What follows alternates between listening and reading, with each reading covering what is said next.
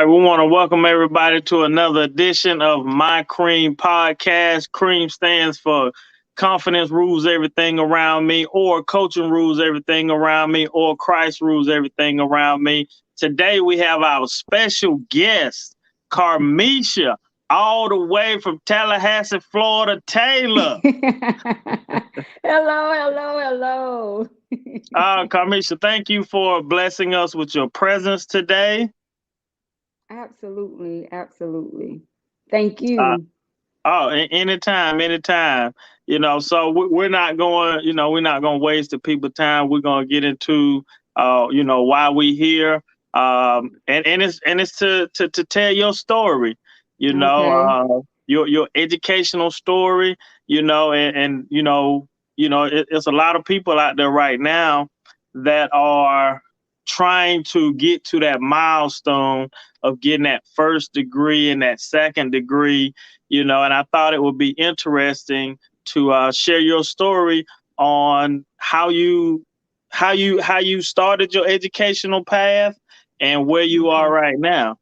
Okay. Okay.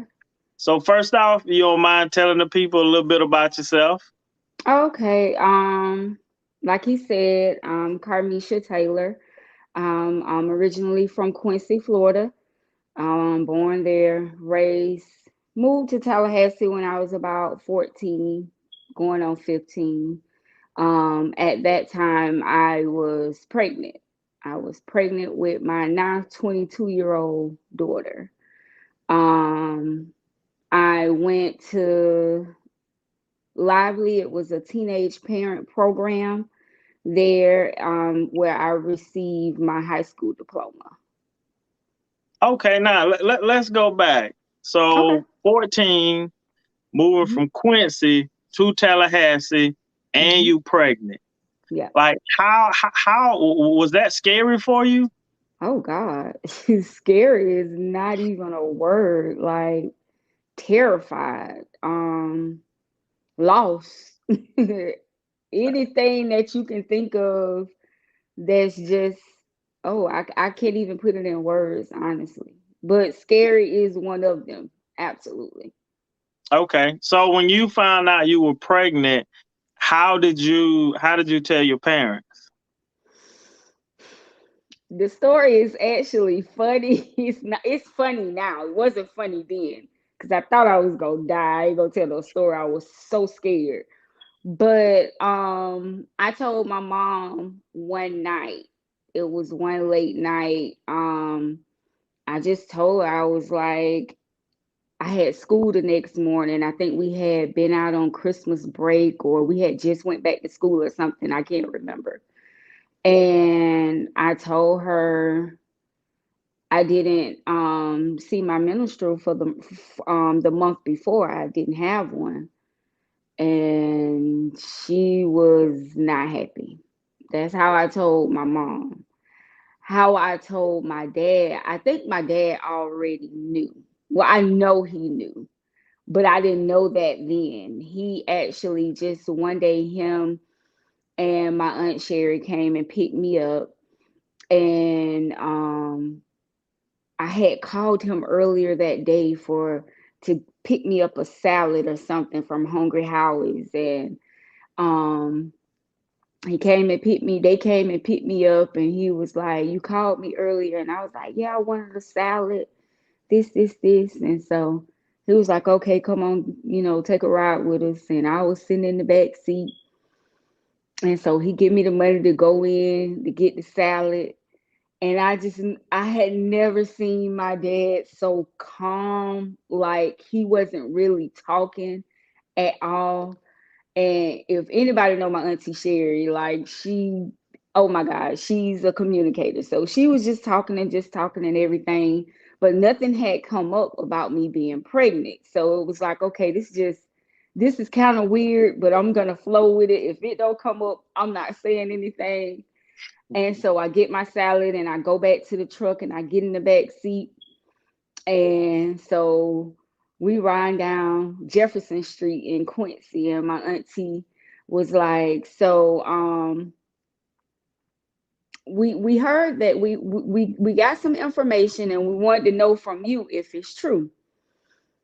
And she was like, "Are you pregnant?" So I was like, "No, no, I'm not pregnant." So I'm pleading, "No, no, no, I'm not pregnant." So my daddy comes out and he said, "I believe her." And so Auntie looked back at me and she looked over at him and she said, "She's not telling the truth." And so then we pulls in front of a church and she says, Oh, "I'll get out so you can talk to your daddy, but you're not gonna lie to your daddy. Are you pregnant?" And I just broke down and started crying. Like I couldn't, yeah, I am. wow. And I went home. I think I just went straight to bed. And it had to be like 6 o'clock in the afternoon. And I just stayed in the bed the rest of the day. But that's how I told my parents.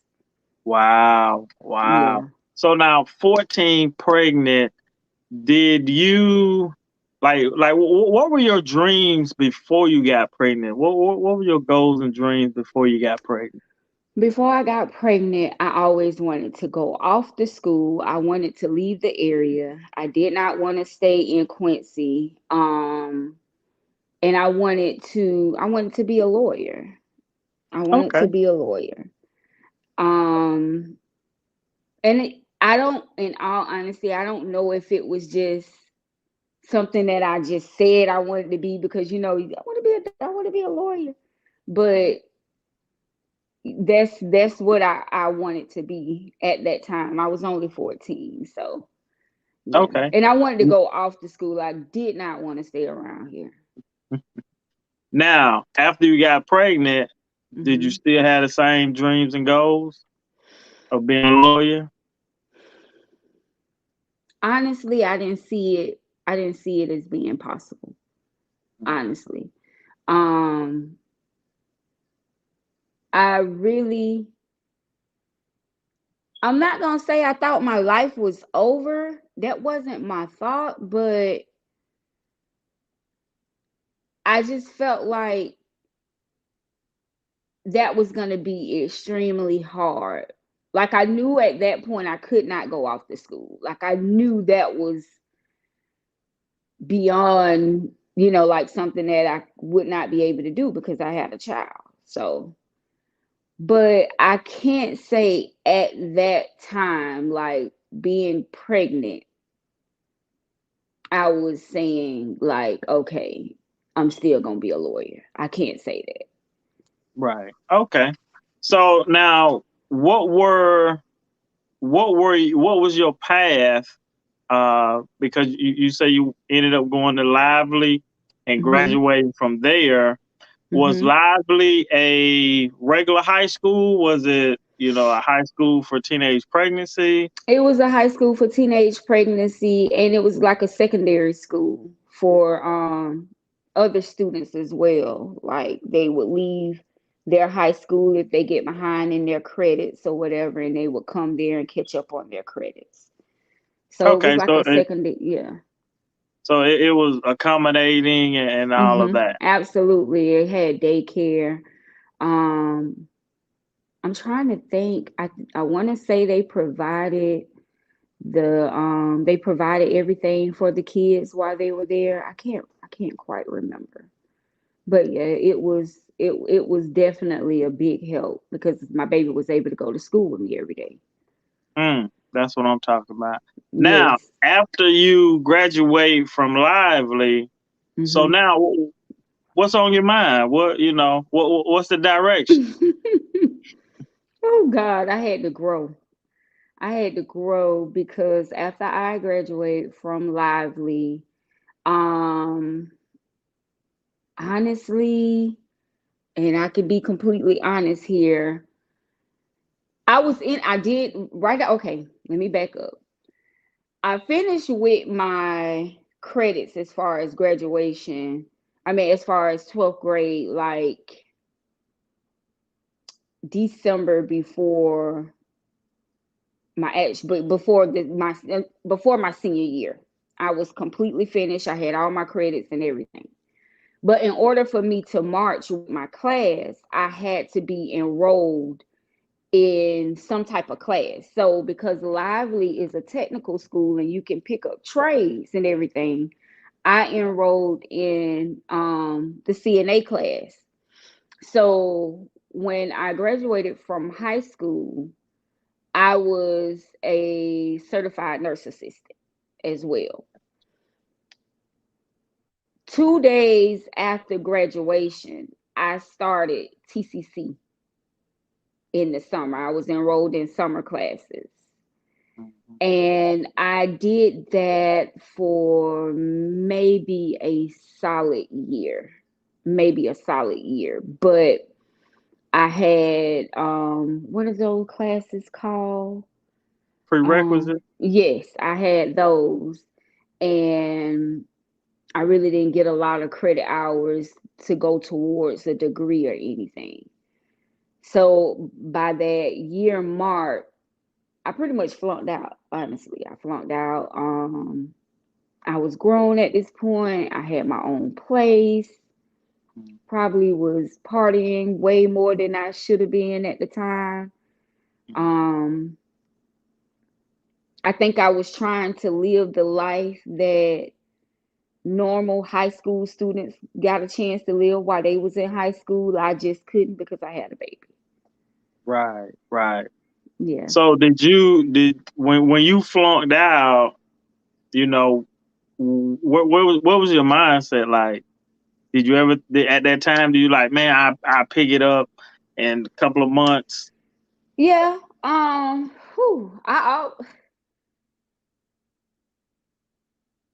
I felt like I would. Like I felt like I was gonna do it, but it just seemed like each time I tried or I attempt, something came up. Like something came up in some form or fashion. Something Right, came up. right. But I And attempt and tried. and then how many times did you attempt?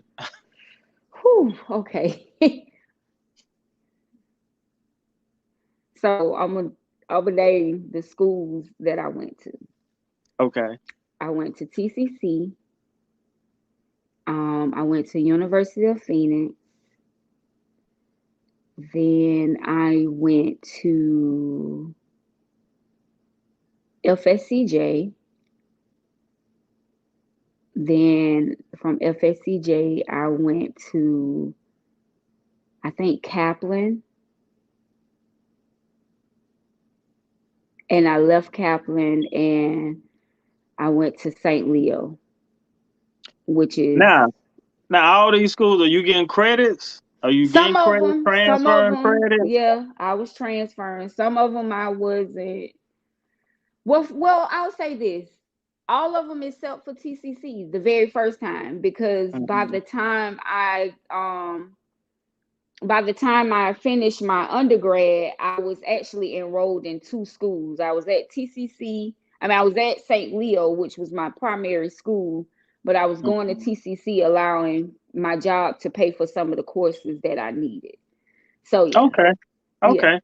So let me ask you this. So I just want to recap. Pregnant Okay. at 14, moving from Quincy to Tallahassee, go to Lively, graduate Lively with a CNA, and then you And go the to, third of my class. and you was third in your class, Mhm. third in your class, then you go to TCC, and you drop out. Mhm. Now, the average person would not have like, man, I listen, I'm done with this. Like, Mhm. what kept driving you? What was your motivation? That little girl that kept looking back at me. Um, then I end up having another baby 7 years later and just wanting more for them. Um, but like I told you in the beginning, I had to grow. Like I had to grow in ways that I can't even describe or have words for. And it didn't. I ain't gonna say it didn't help. It did help coming from a family that's, that's educated. I have my sister, I have my brother, um, my aunt, and my grandma.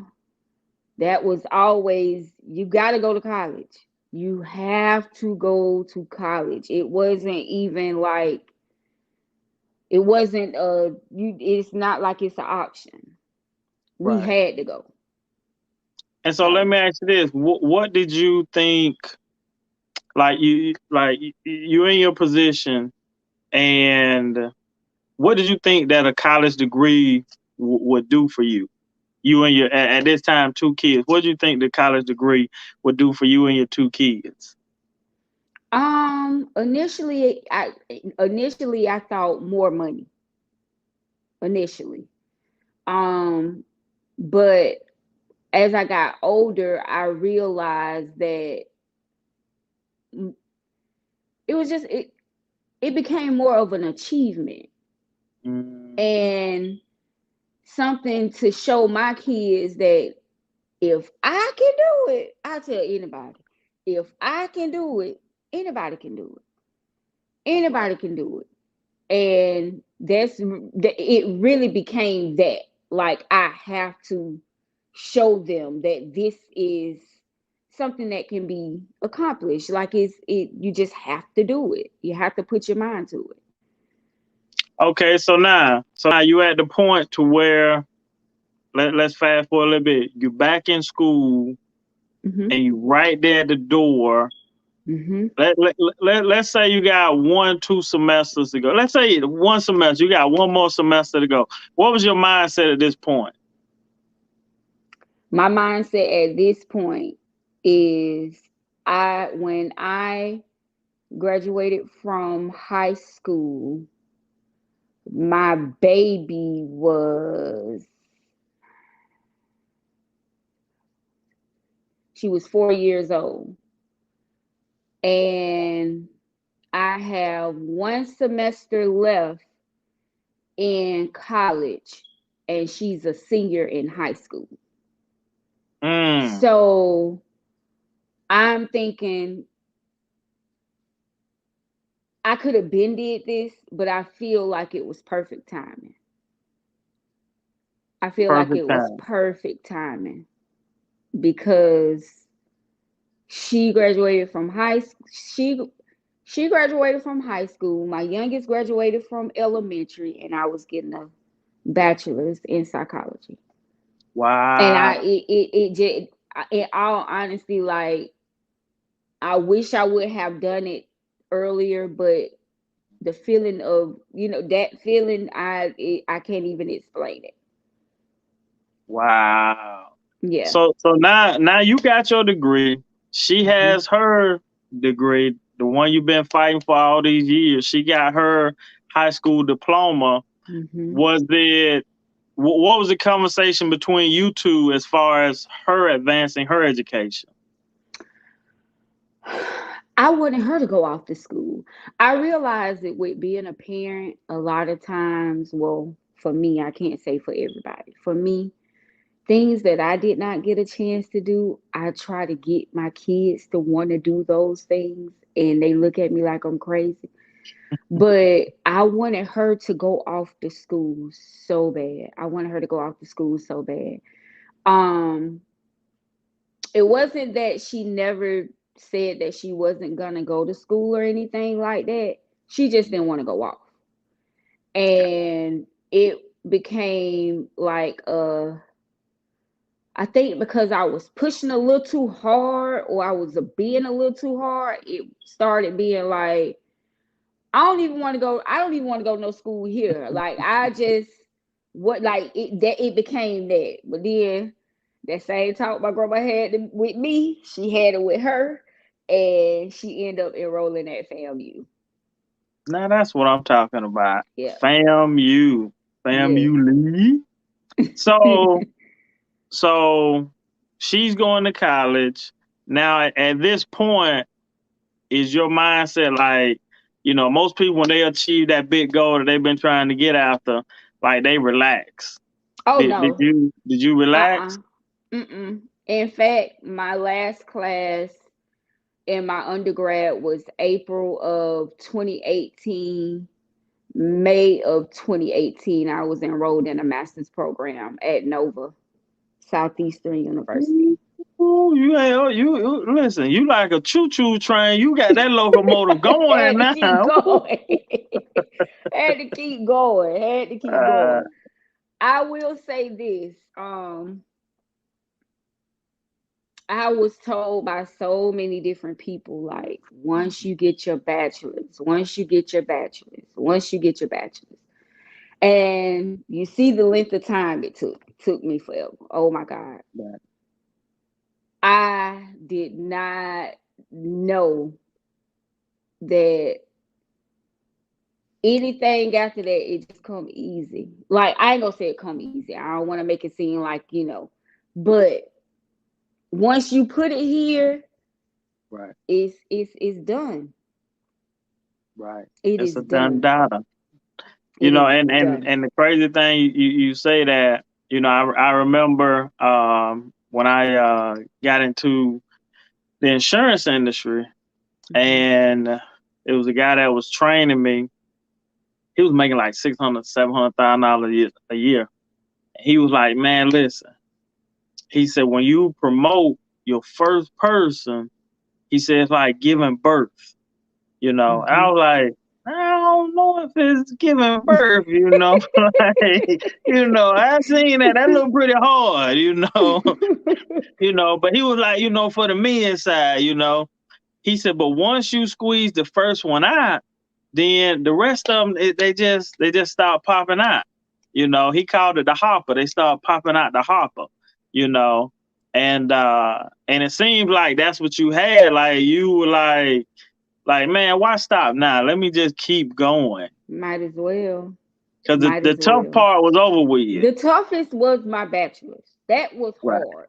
That was really hard because at the time I had two younger kids. My mindset wasn't where it needed to be. Um, I think something my sister told me, because in the beginning it was like, oh, I got to do all the 100 and some hours of credits before I can get a degree. That just seems so far away.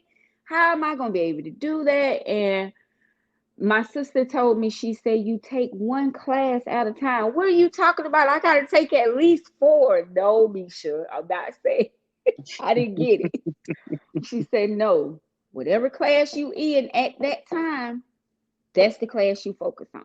You take one class at a time. Stop overwhelming yourself looking at the huge picture and just focus on that one class. And I promise that's probably the best thing anybody could have ever said to me, because after that, it was just like a light bulb went off. Boop.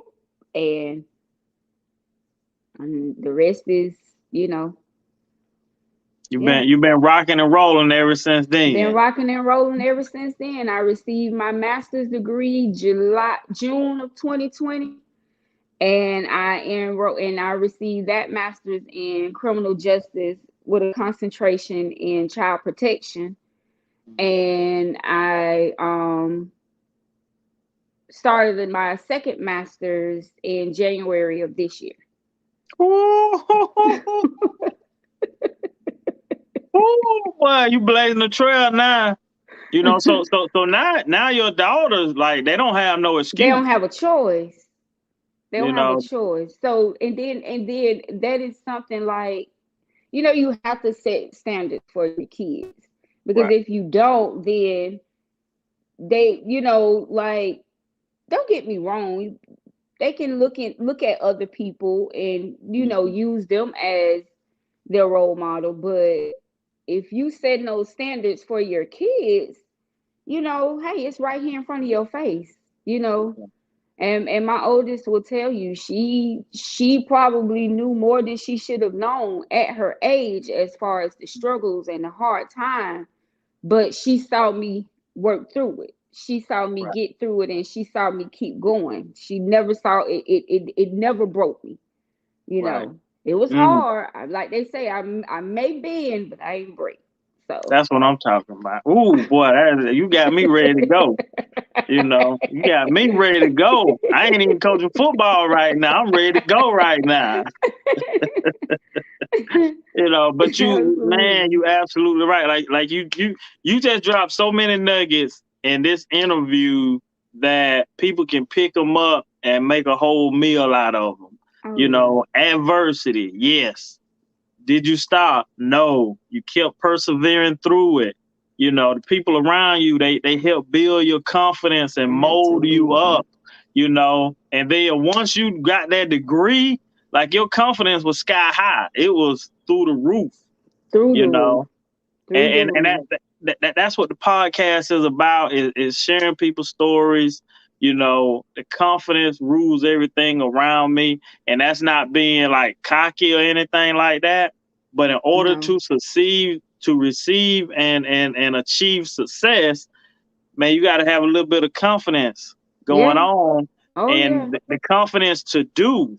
And that's what I kept hearing in your story, the confidence to do.